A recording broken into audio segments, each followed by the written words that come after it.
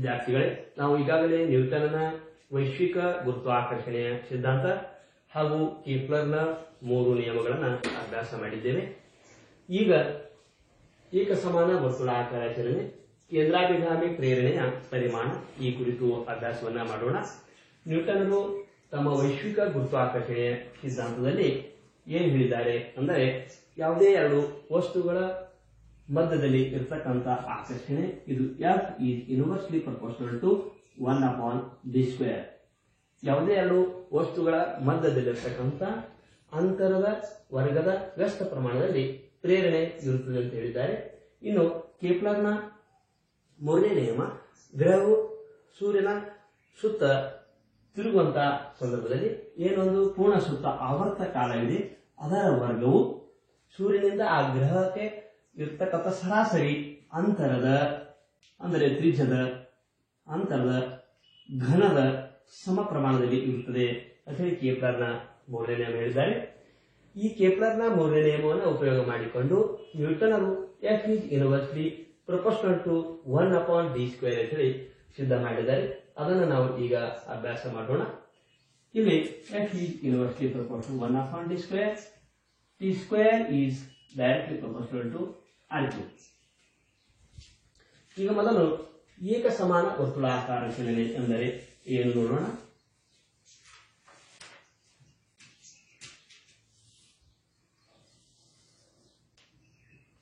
ಯಾವುದೇ ಒಂದು ವಸ್ತು ವರ್ತುಳಾಕಾರ ಮಾರ್ಗದಲ್ಲಿ ಚಲಿಸುತ್ತಿದ್ದರೆ ಅದಕ್ಕೆ ವರ್ತುಳಾಕಾರ ಚಲನೆ ಅಂತೇಳಿ ಕರೀಬೇಕು.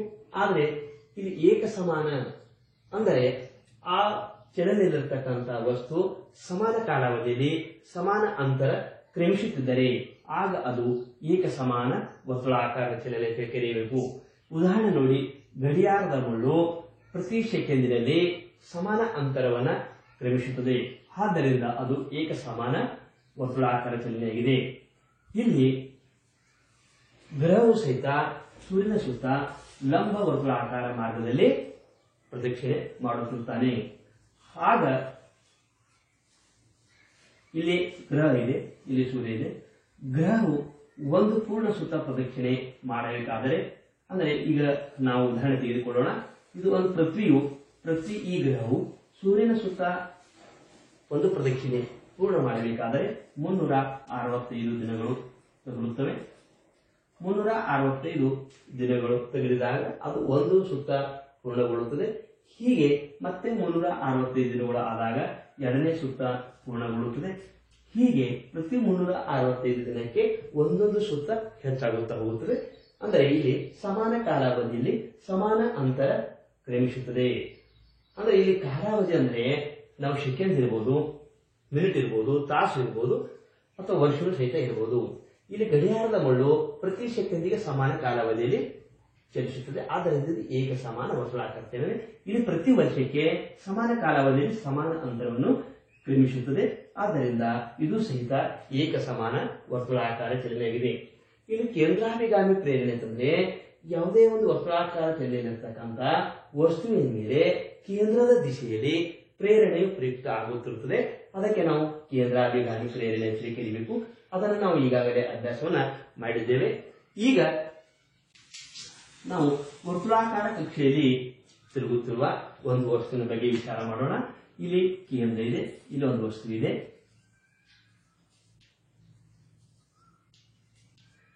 ಈ ವರ್ತುಳಾಕಾರ ಕಕ್ಷೆಯಲ್ಲಿ ತಿರುಗುವಂತ ವಸ್ತುವಿನ ದ್ರವ್ಯರಾಶಿ m ಅಂತೇಳಿ ತಿಳಿದುಕೊಳ್ಳೋಣ. m = ವಸ್ತುವಿನ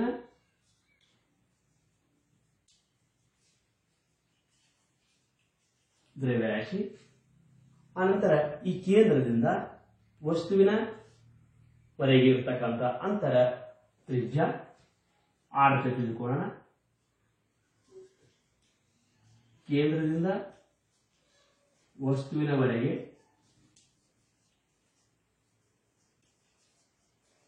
ಇರುವ ಅಂತರ.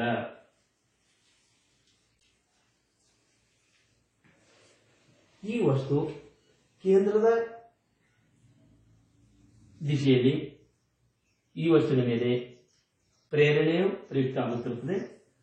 ಆಗ ಅದು ಒಂದು ಗತಿಯಿಂದ ಈ ಕೇಂದ್ರದ ಸುತ್ತ ಪ್ರದಕ್ಷಿಣೆ ಮಾಡುತ್ತಿರುತ್ತದೆ.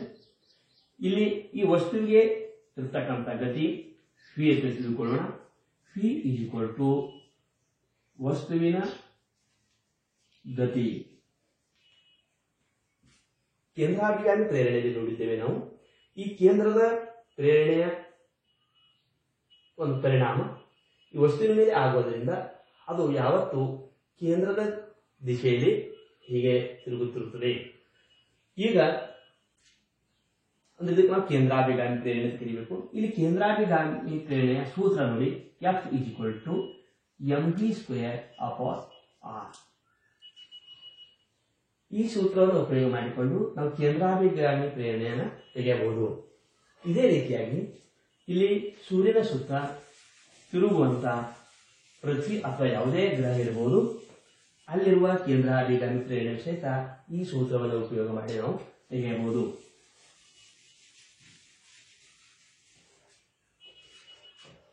ಇಲ್ಲಿ ನೋಡಿ, ಇದು ಪೃಥ್ವಿ ಇದೆ, ಯಾವುದೇ ಒಂದು ಗ್ರಹ ತಿಳಿದುಕೊಳ್ಳಿ, ಇದು ಸೂರ್ಯ ಇದೆ. ಇಲ್ಲಿ ದ್ರವ್ಯರಾಶಿ, ಗ್ರಹದ ದ್ರವ್ಯರಾಶಿ m is equal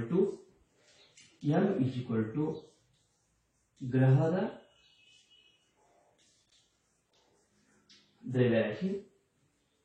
ಇನ್ನು ಪೃಥ್ವಿಯಿಂದ ಸೂರ್ಯನವರೆಗೆ ಇರತಕ್ಕಂಥ ಅಂತರ, ಅದನ್ನು ನಾವು ತ್ರಿಜ್ಯ ಅಥವಾ ಗ್ರಹದ ವರ್ತುಳಾಕಾರ ಕಕ್ಷೆಯ ತ್ರಿಜ್ಯ ಸಹಿತ ನಾವು ತಿಳ್ಕೊಳ್ಳಬಹುದು. r is equal to ಗ್ರಹದ ವರ್ತುಳಾಕಾರ ತ್ರಿಜ್ಯ. ಈ ಗ್ರಹಕ್ಕೆ ಇರತಕ್ಕಂತ ಗತಿ ಅದನ್ನ ತಿಳಿದುಕೊಳ್ಳೋದು. ಗ್ರಹದ ಗತಿ, ಈ ಗ್ರಹವು ವರ್ತುಳಾಕಾರ ಕಕ್ಷೆಯಲ್ಲಿ ತಿರುಗುವಾಗ ಕೇಂದ್ರದಿಂದ ಆಗಿರ್ತಕ್ಕಂಥ ಪ್ರೇರಣೆ ಪ್ರಯುಕ್ತವಾಗಿ ಅದು ಕೇಂದ್ರದ ಸುತ್ತ ಯಾವತ್ತು ಈ ರೀತಿಯಾಗಿ ತಿರುಗುತ್ತಿರುತ್ತದೆ. ಆಗ ಅಲ್ಲಿ ನಿರ್ಮಾಣವಾಗಿರ್ತಕ್ಕಂಥ ಕೇಂದ್ರಾಭಿಗಾಮಿ ಪ್ರೇರಣೆ F is equal to mv² divided by R. ಇದಕ್ಕೆ ಒಂದು ಅನ್ನೋಣ. ಇಲ್ಲಿ ಫಿ ಅಂದರೆ ಗತಿ, ಫಿ ಅಂದರೆ ಗತಿಯಾಗಿದೆ. ಗತಿಯ ಸೂತ್ರ ಅಂತರ ಅಪಾನ್ ಕಾಲಾವಧಿ, ಕ್ರಮಿಸಿದ ಅಂತರ ಅಪಾನ್ ಒಟ್ಟು ಕಾಲಾವಧಿ. ಇಲ್ಲಿ ಅಂತರ ಅಂದ್ರೆ ಈ ಗ್ರಹವು ಕ್ರಮಿಸಿರ್ತಕ್ಕಂಥ ಅಂತರ. ಅಂದರೆ ಈ ಕಕ್ಷೆಯ ಸುತ್ತ ತಿರುಗುತ್ತಿರುವಾಗ ಒಂದು ಪೂರ್ಣ ಸುತ್ತು ತಿರುಗಿದಾಗ ಅಂದರೆ ಒಂದು ವರ್ತುಳದ ಪೂರ್ಣ ಸುತ್ತಾಗುತ್ತದೆ. ವರ್ತುಳದ ಪೂರ್ಣ ಒಂದು ಸುತ್ತಕ್ಕೆ ನಾವು ಏನು ಕರಿತೀವಿ ಅಂದ್ರೆ ವರ್ತುಳದ ಪರಿಘಾಷಣ ಕರಿತೀವಿ. ಹಾಗೆ ಇಲ್ಲಿ ಭ್ರಮಣ ಕಕ್ಷೆ ಸುತ್ತ ವರ್ತುಳಾಕಾರ ಮಾಡಿರುವುದರಿಂದ ಇಲ್ಲಿ ನಾವು ಅಂತರ, ಕ್ರಮಿಸಿದ ಅಂತರ ಒಂದು ವರ್ತುಳದ ಪರಿಘಟನೆ ನಾವು ಪರಿಗಣಿಸಬೇಕು. ಅದಕ್ಕಾಗಿ ಇಲ್ಲಿ ಅಂತರ ಅಂದರೆ ವರ್ತುಳದ ಪರಿಘ ಆಗಿದೆ. ವರ್ತುಳದ ಪರಿಘವಾಗಿದೆ ಡಿವೈಡೆಡ್ ಬೈ ಇಲ್ಲಿ ಕಾಲಾವಧಿ ಅಂತಂದರೆ ಸೂರ್ಯನ ಒಂದು ಸುತ್ತು ಪೂರ್ಣ ಪ್ರದಕ್ಷಿಣೆ ಮಾಡಲು ಬೇಕಾಗುವ ಕಾಲಾವಧಿ, ಅದಕ್ಕೆ ಆವರ್ತ ಕಾಲ ಕರೆಯಬೇಕು. ಆವರ್ತ ಕಾಲ. ಅದಕ್ಕಾಗಿ ಫಿ ಈಕ್ವಲ್ ಟು ವರ್ತುಳದ ಪರಿಘ ಏನಿದೆ 2πr ಅಪಾನ್ ಆವರ್ತ ಕಾಲ ಟಿ ಇದೆ. ಈಗ ಈ ಫೀದ ಬೆಲೆಯನ್ನ ಒಂದರಲ್ಲಿ ತುಂಬೋಣ. ಫೀದ ಬೆಲೆ ಒಂದರಲ್ಲಿ ತುಂಬಲಾಗಿ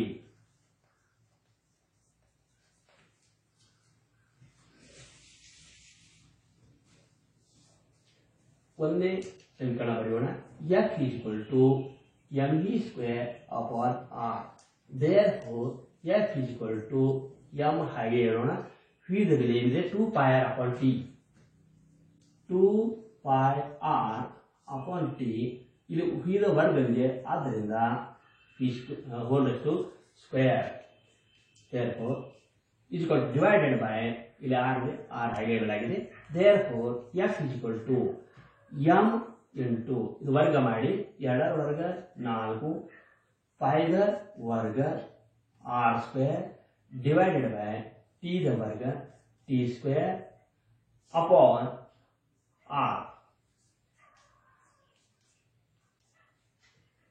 ಈಗ ನೋಡಿ, therefore f is equal to m into 4 pi square r square upon t square. ಈ r ಇದನ್ನ ಮುಂದೆ ಒಯ್ಯೋಣ, ಎಷ್ಟಾಗುತ್ತದೆ 1 upon r. ಇಲ್ಲಿ r r ಕ್ಯಾನ್ಸಲ್ ಆಗಿ ಒಂದು r ಅಂಶದಲ್ಲಿ ಉಳಿಯುತ್ತದೆ. therefore f is equal to 4 ಮೊದಲು ಬರೆಯೋಣ m pi square ಒಂದು r ಉಳಿದಿದೆ r upon t square. ಇಲ್ಲಿ ಕೆಪ್ಲರ್ನ ನಿಯಮ ಏನು ಹೇಳುತ್ತದೆ ಅಂತಂದ್ರೆ t square is directly proportional to r cube. t square divided by r cube is equal to k. ಈ ಪದವನ್ನ ನಾವು ಇಲ್ಲಿ ತರಬೇಕಾಗಿದೆ. ಆದ್ದರಿಂದ ಇಲ್ಲಿ ಅಂಶದಲ್ಲಿ r ಇದೆ, ಛೇದದಲ್ಲಿ t square ಇದೆ. ನಾವು ಇದನ್ನ ವ್ಯಸ್ತ ಮಾಡಿದಾಗ ನಮಗೆ ಈ ಕೆಪ್ಲರ್ನ ಮೂರನೇ ನಿಯಮ ಸಿಗಬಹುದು, ಸೂತ್ರ ಸಿಗಬಹುದು. ಆದರೆ ಇಲ್ಲಿ ನಮಗೆ r ಕ್ಯೂಬ್ ಬೇಕಾಗಿದೆ, ಇಲ್ಲಿ r ಇದೆ. ಅದಕ್ಕಾಗಿ ನಾವು ಅಂಶ ಮತ್ತು ಛೇದಕ್ಕೆ r ಸ್ಕ್ವೇರ್ ದಿಂದ ಗುಣಾಕಾರವನ್ನ ಮಾಡಬೇಕಾಗುತ್ತದೆ. ಅಂಶ ಮತ್ತು ಛೇದಕ್ಕೆ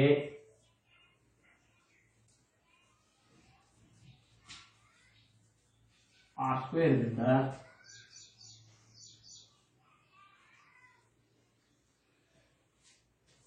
ಗುಣಿಸಲಾಗಿದೆ.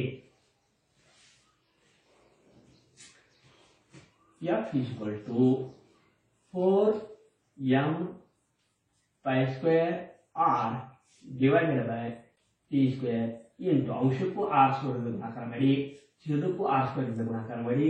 ಆಗ f is equal to 4m pi square r square into r cube ನಮಗೆ ಸಿಗುತ್ತೆ, r square into t square.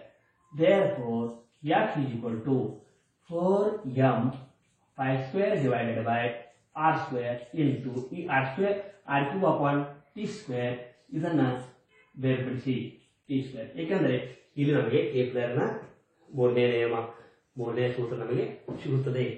ಅದಕ್ಕಾಗಿ ಇಲ್ಲಿ ಕೆಪ್ಲರ್ನ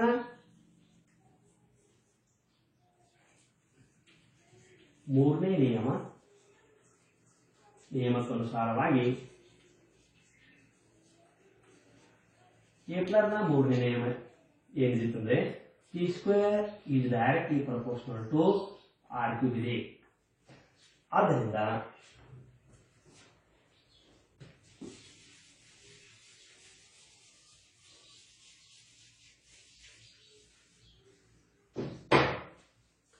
t square upon r cube is equal to k. t square upon r cube is equal to k ಸ್ಥಿರಾಂಕ. ಈಗ ನಮಗೆ ಇಲ್ಲಿ r cube upon t square ಇದೆ. ಅದು ಕೆಪ್ಲರ್ನ ನಿಯಮದಲ್ಲಿ t square ಮೇಲಿದೆ, ಇಲ್ಲಿ ಛೇದದಲ್ಲಿದೆ, r cube ಅಂಶದಲ್ಲಿದೆ, r cube ಇಲ್ಲಿ ಛೇದದಲ್ಲಿದೆ, ಇಲ್ಲಿ ಅಂಶದಲ್ಲಿದೆ. ಅದಕ್ಕಾಗಿ ಇದನ್ನು ನಾವು ವ್ಯಸ್ತ ಮಾಡಿದಾಗ r cube upon t square is equal to 1 upon k ಆಗುತ್ತೆ. ಈಗ ನಾವು r cube upon t square ಬದಲಿನ 1 upon k ಇಡೋಣ. ಆಗ f is equal to 4m pi square upon r square is equal to into r cube upon t square is equal to 1 upon k ಇದೆ. ಆದ್ದರಿಂದ ಇದು 1 upon k. ಈಗ f is equal to 4m square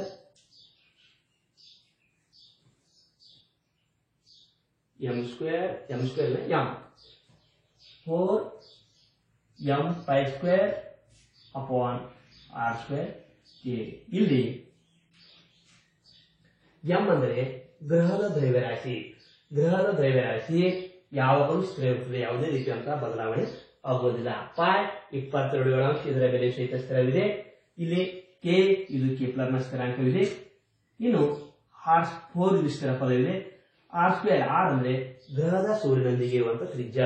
ಆ ತ್ರಿಜ್ಯ ಮಾತ್ರ ಸ್ಥಿರವಿಲ್ಲ, ಏಕೆಂದ್ರೆ ಸೂರ್ಯನ ಸಮೀಪ ಇರುವಾಗ ತ್ರಿಜ್ಯ ಹಾಗೂ ದೂರ ಇರುವಾಗ ತ್ರಿಜ್ಯ ಬೇರೆ ಬೇರೆಯಾಗಿರುವುದರಿಂದ ಅದರ ಬೆಲೆ ಮಾತ್ರ ಸ್ಥಿರವಿಲ್ಲ. ಅದರ ಸಲುವಾಗಿ F is equal to 1/r². ಈ r² ಅನ್ನ ಬೇರ್ಪಡಿಸೋಣ, ಉಳಿದ ಪದಗಳನ್ನ ಮುಂದೆ ಬರೆಯೋಣ. 1/r², 4m²/k. ಇದು ಒಟ್ಟು 4m²/k ಏನಿದೆ ಇದು ಸ್ಥಿರವಾಗಿದೆ. ಆದ್ದರಿಂದ therefore f is equal to 1/r² ಆಗುತ್ತದೆ. ಏಕೆಂದರೆ 4m²/k is equal to ಇದು ಸ್ಥಿರ ಪದವಾಗಿದೆ. ಆದ್ದರಿಂದ f is inversely proportional to 1/r². ಅಂದ್ರೆ ನಾವು ಐಚ್ಛಿಕ ಗುರುತ್ವಾಕರ್ಷಣೆ ಸಿದ್ಧಾಂತದಲ್ಲಿ ಇದನ್ನ ಡಿ ಅಂತ ತೆಗೆದುಕೊಳ್ಳಬಹುದು. ಡಿ ತೆಗೆದುಕೊಂಡಿದ್ದೇವೆ. ಡಿ ಮತ್ತು ಆರ್ ಎರಡು ಒಂದೇ ರೀತಿಯಾಗಿವೆ. ಹೀಗೆ ನಾವು ಕೆಪ್ಲರ್ನ ಮೂರನೇ ನಿಯಮವನ್ನು ಉಪಯೋಗ ಮಾಡಿಕೊಂಡು ವೈಶಿಕ ಸಿದ್ಧಾಂತದಲ್ಲಿ F is inversely proportional 1/r² ಇದನ್ನು ಸಿದ್ಧ ಮಾಡಲಾಗಿದೆ. ಹೀಗೆ ಏಕಸಮಾನ ವರ್ತುಳಾಕಾರ ಚಲನೆ ಮತ್ತು ಕೇಂದ್ರಾಭಿಗಾಮಿ ಪ್ರೇರಣೆಯ ಪರಿಣಾಮ ಯಾವ ರೀತಿಯಾಗಿ ಆಗುತ್ತದೆ ಎಂಬುದನ್ನು ನಾವು ನೋಡಿದ್ದೇವೆ. ಅಂದರೆ ಸೂರ್ಯ ಮತ್ತು ಸೂರ್ಯನ ಸುತ್ತ ಪರಿಭ್ರಮಣ ಮಾಡ್ತಕ್ಕಂಥ ಗ್ರಹಗಳು ಆ ಪರಿಭ್ರಮಣಕ್ಕೆ ಕಾರಣೀಭೂತ ಅವುಗಳ ನಡುವಿನ ಅಂತರದ ವರ್ಗದ ವ್ಯಸ್ತ ಪ್ರಮಾಣವಿದೆ. ಅಂದ್ರೆ ಅವುಗಳ ನಡುವಿನ ಅಂತರದ ವರ್ಗದ ವ್ಯಸ್ತ ಪ್ರಮಾಣ ಆ ಪ್ರೇರಣೆ ಇರುತ್ತದೆ. ಇದನ್ನೇ ನಾವು ಗುರುತ್ವ ಪ್ರೇರಣೆ ಹೇಳಿ ಕರಿಬೇಕು. ಹೀಗೆ ನ್ಯೂಟನ್ ಈ ನಿಷ್ಕರ್ಷೆಯನ್ನ ತೆಗೆದಿದ್ದಾನೆ.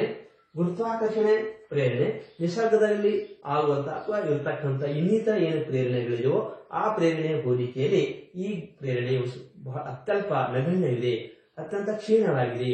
ಆದ್ದರಿಂದ ಯಾವುದೇ ಎರಡು ವಸ್ತುಗಳ ಮಧ್ಯದಲ್ಲಿರತಕ್ಕಂಥ ಪ್ರೇರಣೆಯ ಅನುಭವ ಆಗುವುದಿಲ್ಲ. ಆದರೆ ಇಡೀ ವಿಶ್ವದ ನಿಯಂತ್ರಣ ಮಾತ್ರ ಈ ಪ್ರೇರಣೆಯು ಮಾಡುತ್ತದೆ ಮತ್ತು ವಿಶ್ವದ ಭವಿಷ್ಯವನ್ನು ಸಹಿತ ನಿಶ್ಚಿತಗೊಳಿಸುತ್ತದೆ. ಹೀಗೆ ಗ್ರಹ, ನಕ್ಷತ್ರ, ವಿಶ್ವದಲ್ಲಿ ಇರತಕ್ಕಂಥ ಇತರ ಘಟಕಗಳು ಬಹುದೊಡ್ಡ ದ್ರವ್ಯರಾಶಿ ಇದ್ರೂ ಸಹಿತ ಅವು ಈ ಒಂದು ನಿಯಮಕ್ಕನುಸಾರವಾಗಿ ಪ್ರೇರಣೆ ಸಹಾಯದಿಂದ ಒಂದು ಸ್ಥಿರವಾಗಿ ಅವಕಾಶದಲ್ಲಿ ಇವೆ ಅಂತೇಳಿ ನಾವು ಹೇಳಬಹುದು. ಇನ್ನು ಈ ಒಂದು ಸೂತ್ರವನ್ನ ಉಪಯೋಗ ಮಾಡಿಕೊಂಡು ನಾವು ಒಂದು ಉದಾಹರಣೆಯನ್ನು ಸಹಿತ ನೋಡುವುದಿದೆ. ಇವತ್ತು ಈ ಏಕಸಮಾನ ವರ್ತುಳಾಕಾರದಲ್ಲಿ ಕೇಂದ್ರಾಭಿಗಾಮಿ ಪ್ರೇರಣೆಯ ಪರಿಮಾಣ ಇದರ ಅಭ್ಯಾಸವನ್ನ ಮಾಡಿದ್ದೇವೆ. ಧನ್ಯವಾದ.